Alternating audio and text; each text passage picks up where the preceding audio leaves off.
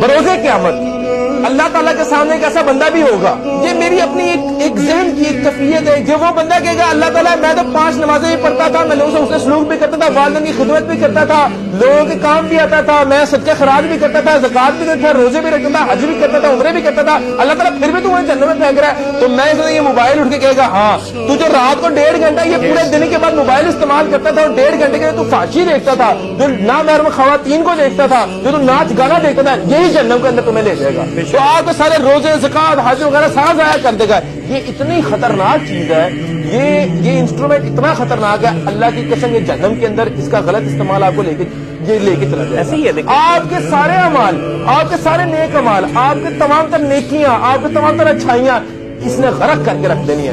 اس کا میں یہ کہتا ہوں کہ آج کل بڑا لمحہ فکری ہے. میں ان ماں باپ کو یہ آپ کے توسط سے یہ بات کرنا چاہتا ہوں کہ یار اپنے بچوں پہ نظر رکھیں. آپ